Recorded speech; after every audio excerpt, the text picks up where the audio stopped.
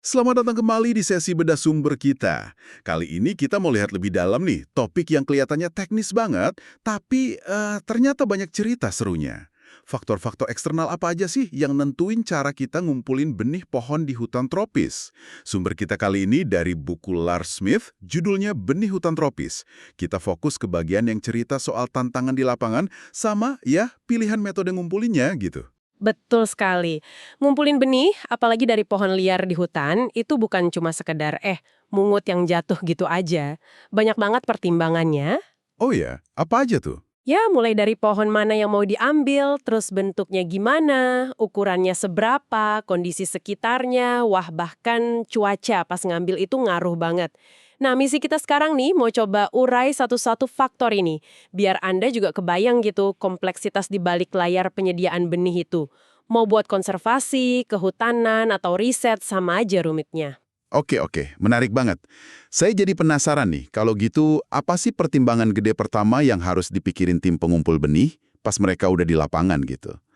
Saya mikirnya gini, identitas pohon induk itu kan pasti penting banget ya. Kita harus tahu persis dong ini benih dari pohon nomor berapa gitu. Tapi sumber kita ini bilang gitu juga nggak? Atau ada cerita lain?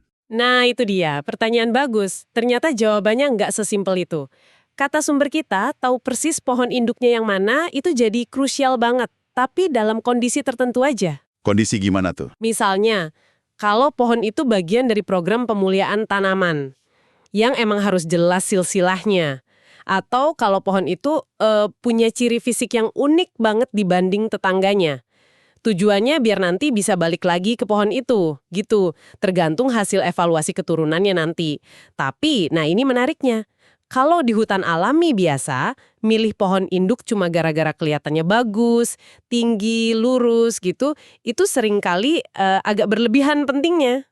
Loh kok bisa? Soalnya gini, pohon yang tumbuh deketan di hutan alami itu seringnya masih ada hubungan saudara, masih kerabat.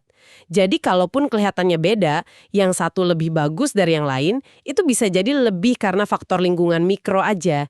Misalnya yang satu dapat sinar matahari lebih banyak, atau tanahnya lebih subur, atau umurnya beda, bukan murni karena genetiknya lebih super. Wah, gitu ya. Jadi cuma karena satu pohon paling mencolok, paling gagah, belum tentu genetiknya paling top wah jadi sumber benih.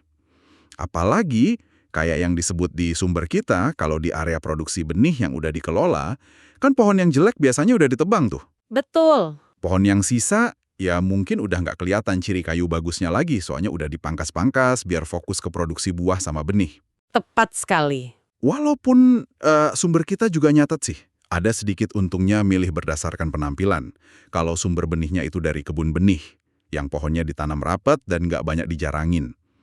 Nah, di situ, karena lingkungannya lebih seragam, biasanya penampilan fisik yang bagus agak lebih nyambung sama genetik yang bagus juga.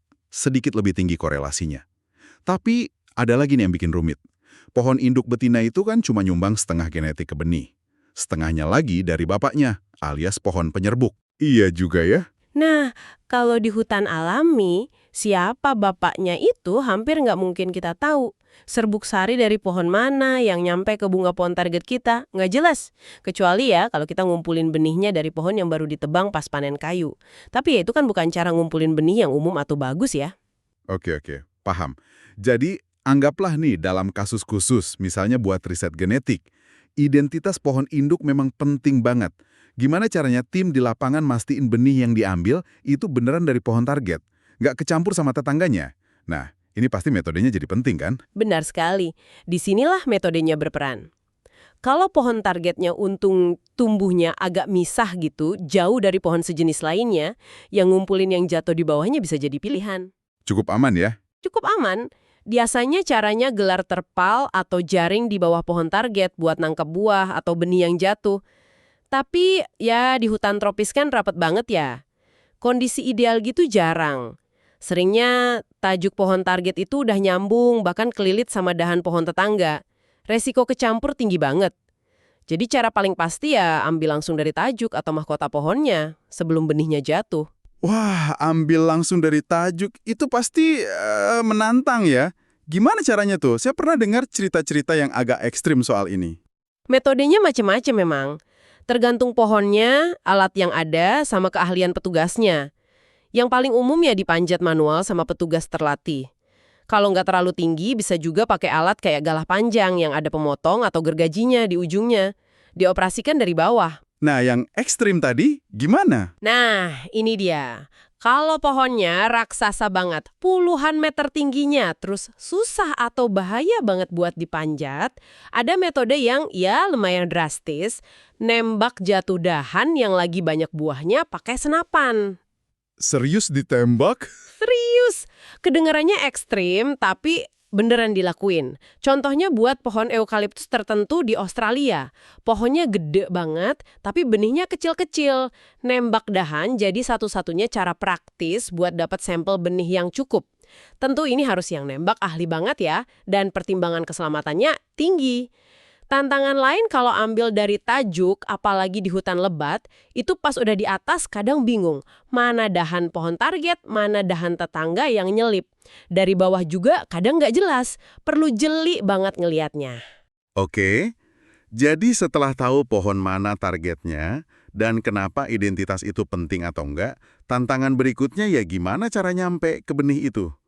Bentuk fisik sama tinggi pohonnya jadi faktor penentu metode selanjutnya ya? Tepat sekali, nggak semua pohon itu baik hati sama pengumpul benih. Sumber kita mengelompokkan tantangan ini. Jadi banyak pohon yang biasa dipakai buat agroforestry atau pohon-pohon pionir di daerah kering itu kan cenderung pendek ya, kurang dari 10 meter lah. Nah tajuknya seringkali masih bisa dijangkau dari bawah. Caranya gimana? Ya pakai gala pemotong tadi, atau kadang petugasnya bisa naik ke platform pendek, atau atap mobil, atau pakai tangga lipat biasa buat nambah jangkauan. Terus banyak juga pohon jenis ini yang batangnya nggak gede-gede amat, cabangnya rendah, jadi relatif gampang dipanjat tanpa alat khusus. Itu kalau pohonnya gampang, tapi kan hutan tropis itu terkenalnya sama pohon raksasa yang tinggi banget, puluhan meter. Gimana cara naklukin yang begitu? Nah, ini baru tantangan. Kalau pohonnya tinggi banget, tapi batangnya lumayan lurus di bagian bawah, istilahnya clear ball, dan diameternya nggak masif-masif amat, pemanjat profesional bisa pakai alat bantu. Alat bantu apa tuh? Contohnya spurs atau taji panjat. Itu kayak paku tajam yang dipasang di sepatu bot, buat nyengkeram kulit kayu pas manjat. Ada juga tangga panjat khusus yang bisa disambung-sambung. Atau alat unik namanya sepeda pohon, tree bicycle. Itu bikin pemanjat kayak ngayuh naik di batang pohon sampai ke pangkal tajuk. Nah, kalau udah sampai cabang pertama, biasanya lanjut manjat biasa aja, free hand climbing di dalam tajuknya. Wah, kedengarannya aja udah susah. Tapi pasti ada pohon yang lebih ekstrim lagi kan? Gimana kalau diameternya gede banget, perlu beberapa orang buat meluk gitu? Atau punya akar banir yang gede di bawahnya? Atau batangnya penuh liana, atau tumbuhan pencekik, atau epifit gede? Anda benar sekali. Pohon yang kayak gitu seringnya susah banget, atau bahkan nggak mungkin dipanjat pakai taji atau sepeda pohon tadi.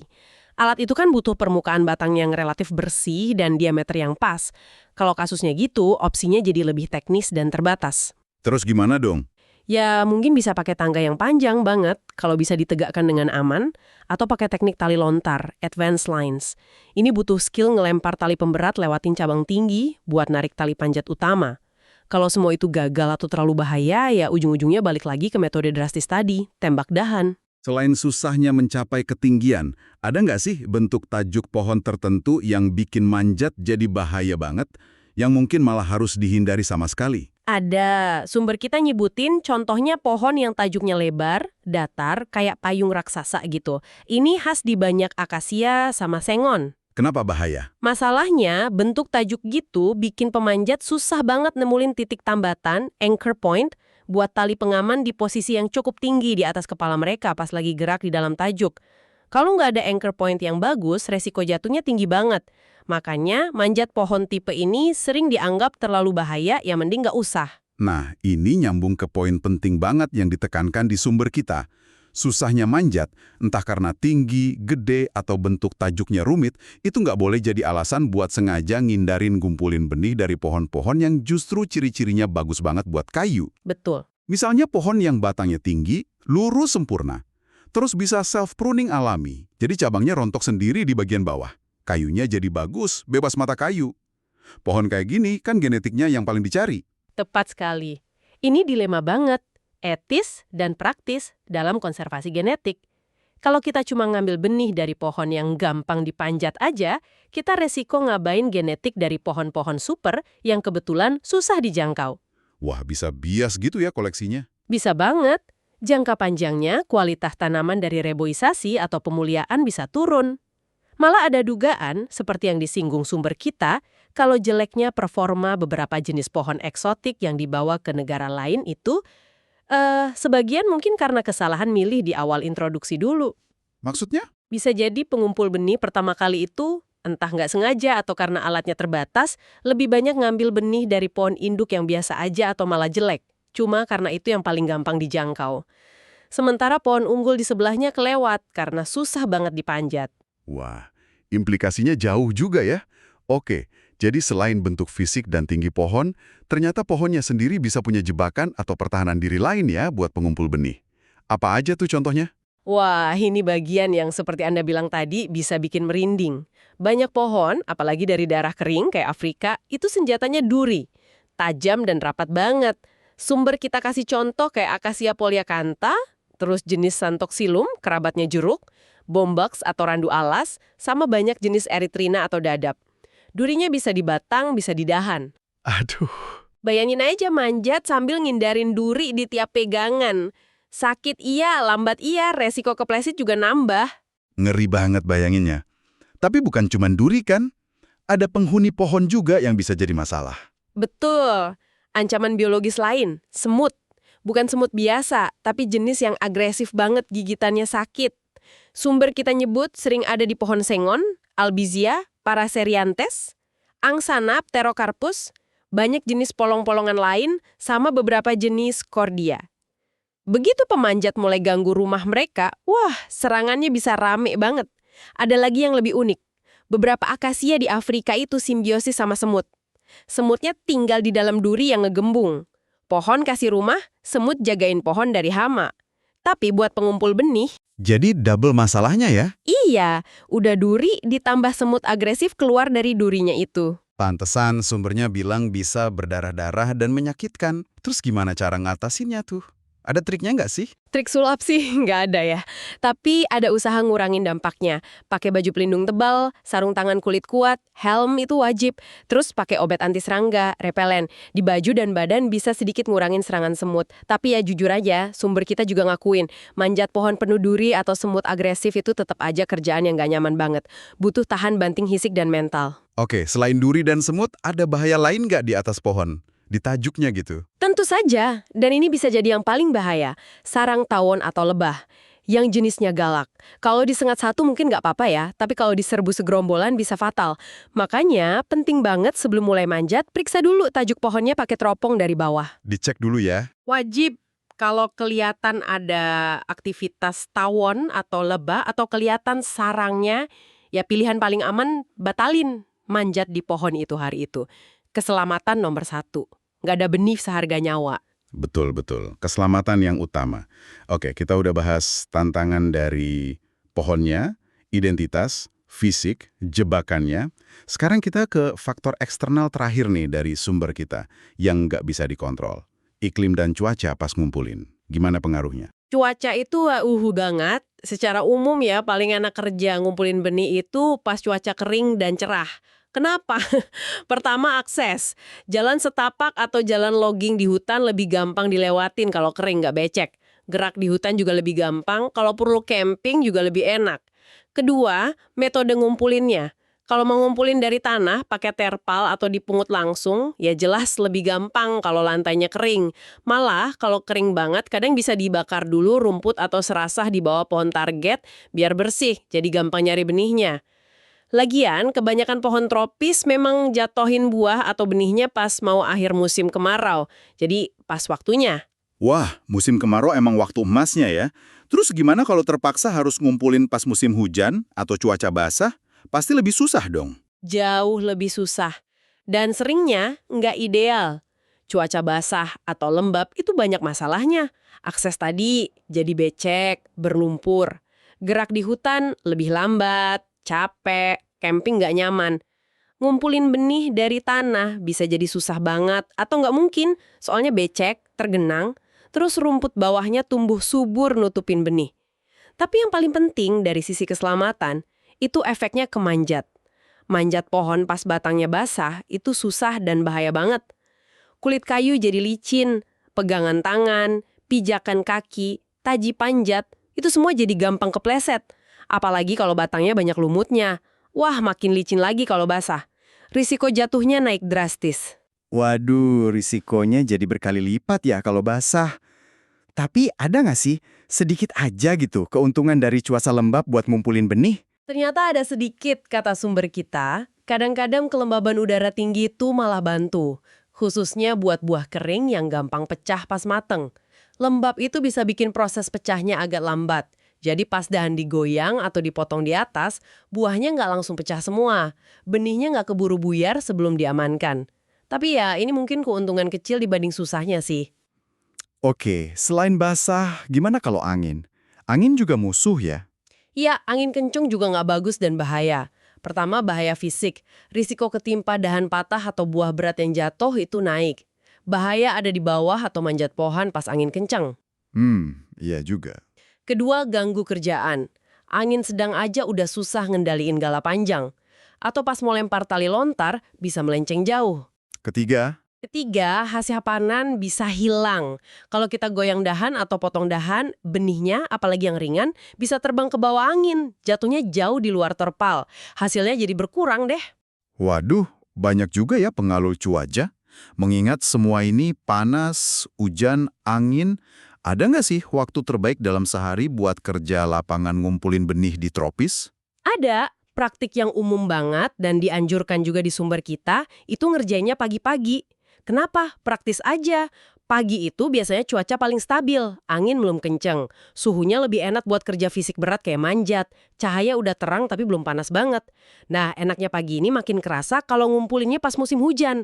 Pagi sering jadi satu-satunya waktu yang lumayan kering sebelum siangnya hujan. Jadi jelas banget ya kalau kita rangkum nih, proses ngumpulin benih pohon hutan tropis itu jauh lebih rumit ya daripada kelihatannya. Bukan sekedar jalan-jalan mengutin biji. Tepat sekali. Ini operasi lapangan yang butuh perencanaan matang, skill tinggi, siap hadapi medan berat, dan bisa adaptasi sama kondisi tiap pohon dan lingkungannya. Plus, harus sadar banget sama risiko dan pinter nimbang-nimbang antara hasil, biaya, sama keselamatan. Tiap milih metode, mau dari bawah aja, harus manjat, pakai alat apa, bahkan sampai nembak dahan, itu semua dipengaruhi banyak faktor tadi. Pohonnya apa, gedenya gimana, ada duri nggak, ada semut nggak, cuacanya gimana pas hari itu. Dengerin semua ini rasanya bikin kita jadi lebih menghargai ya upaya di balik layar program konservasi genetik, rebuisasi, sama penelitian kehutanan. Proses yang kelihatannya simpel ternyata penuh tantangan teknis, logistik, dan butuh keputusan strategis terus-menerus di lapangan. Dan mungkin ini ya, buat renungan Anda di rumah, mengingat semua kesulitan tadi, terutama susahnya ngakses pohon yang mungkin genetiknya super tapi susah dipanjat, terus ada potensi bias milih pohon di lapangan, seberapa yakin sih kita kalau koleksi benih yang udah dikumpulin bertahun-tahun dari hutan alami di seluruh dunia ini benar-benar udah mewakili keragaman genetik terbaik yang ada di alam? Wah, Jangan-jangan kita tanpa sadar udah ngelewatin banyak harta karun genetik cuma karena tumbuhnya di tempat susah? Nah, ini pertanyaan penting yang terus jadi bahan diskusi para ahli konservasi dan kehutanan. pertanyaan reflektif yang menarik banget dan penting buat kita pikirkan.